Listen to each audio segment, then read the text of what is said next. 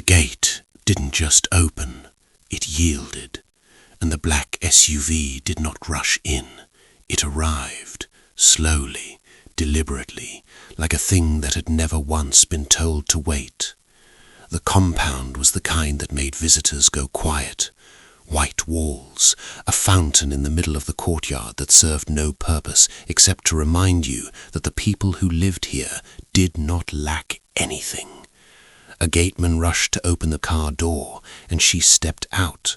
Adaeze, 26 years old, sunglasses on her face even though she was already indoors, a phone pressed to her ear, fingers loaded with gold, not loud gold, the kind that didn't ask to be noticed, the kind that assumed you already had. She was talking to someone on the other end, and she was not happy. She had ordered a fabric, cream, not white, not off-white, cream, and they had delivered the wrong thing, again. She ended the call without saying goodbye. A housegirl rushed forward to collect her bag. Adaeze dropped it into her hands without even glancing at her. This was just another Tuesday. Inside the living room, Chief Emeka Obiora sat in his favorite chair. Big man, solid man, the kind of man who had built something from nothing and wanted the world to know it. But the moment Adaeze walked through that door, everything about him softened. He called her Ada-nkem, his own Ada. She dropped onto the sofa and crossed her legs and went straight back to her phone. She was telling him about the car. The driver was buying cheap air fresheners again. It was embarrassing. Chief Emeka laughed, not because it was funny, but because this was his daughter, and even her complaints made him happy. Then footsteps came from the corridor, and a woman walked in carrying a small tray. Tea, sliced fruit. This was Mrs. Patricia Obiora, Chief Emeka's wife, the woman who raised Adaeze from the time she was an infant, the woman Adaeze called Mama. Mrs. Patricia, or Auntie Pat as everyone around her knew her, was a quiet woman, not timid, quiet in the way that strong rivers are quiet, the kind that carries things, the kind that keeps secrets, still on the surface, deep underneath. She set the tray down near Adaeze without being asked. She sat beside her, and she tucked a loose braid behind Adaeze's ear, the way she had done since Adaeze was 4 years old. Adaeze didn't pull away from this. This she allowed. There was a silence, the comfortable kind, the kind that lives in homes where people have loved each other for a long time.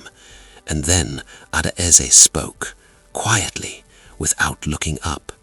She said she had found something in Daddy's old study, behind the cabinet where they kept the insurance documents. She had gone in there looking for her international passport, and behind a stack of old folders she found a brown envelope, unsealed, like it had been opened and closed many times over the years. Inside it was a birth certificate, not the one she had always known, an older one issued by a hospital in Onitsha. She had stared at it for a long time.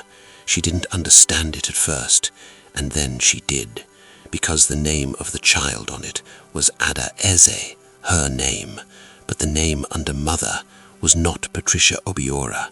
It was Ngozi Eze. The room went cold. Chief Emeka lowered his newspaper slowly. Auntie Pat's hand stilled in Adaeze's hair, and Adaeze looked up. For the first time since she walked in, she put her phone down. She looked at both of them, and she said, "Just tell me the truth. I deserve the truth." It was Auntie Pat who spoke first. Her voice was steady, but her eyes were not. She said the woman's name was Ngozi Eze. She was young, very young when she gave birth to Adaeze.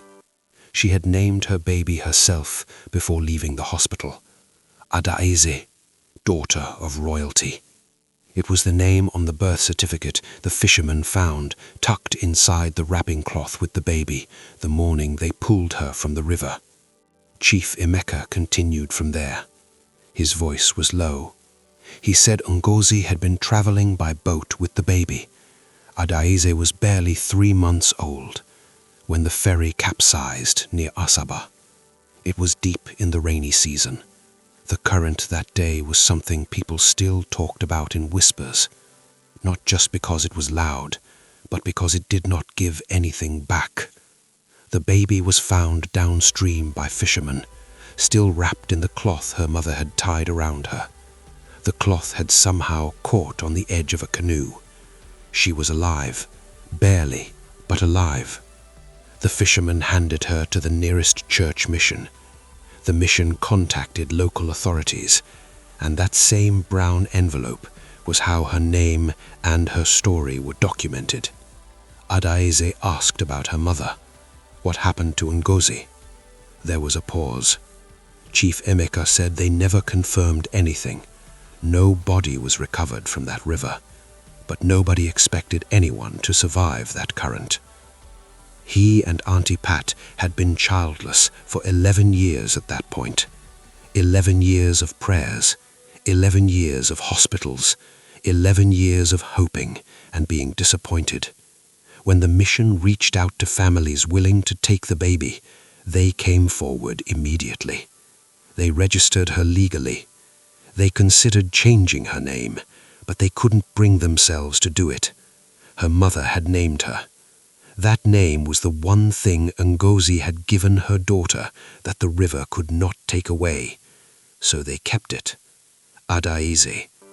Chief Emeka's voice cracked when he said, "We loved you the moment we saw you.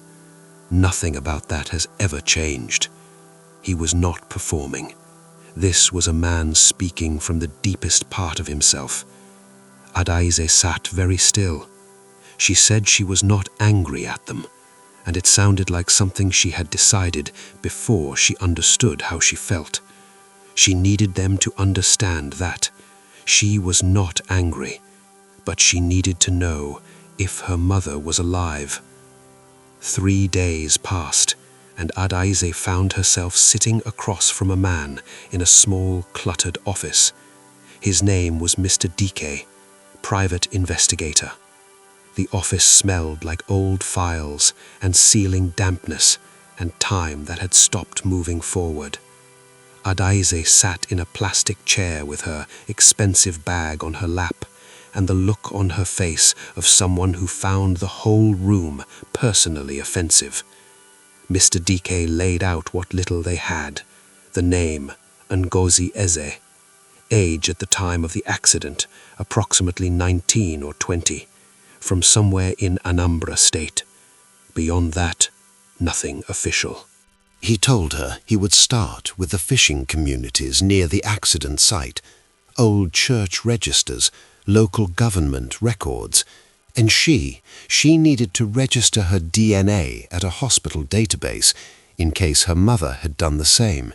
Many families searching for lost relatives were doing this now. Adaeze typed the name into her phone, St. Augustine's Hospital. She stood. She asked him how long. He told her these things take time. She told him she didn't ask about time. She asked how long. He said months, possibly more, if the woman was even alive. Adaeze nodded once. She picked up her bag. At the door, she stopped. She didn't turn around. She just said, "She's alive. I don't know how I know, but she is." St. Augustine's Hospital was busy that afternoon.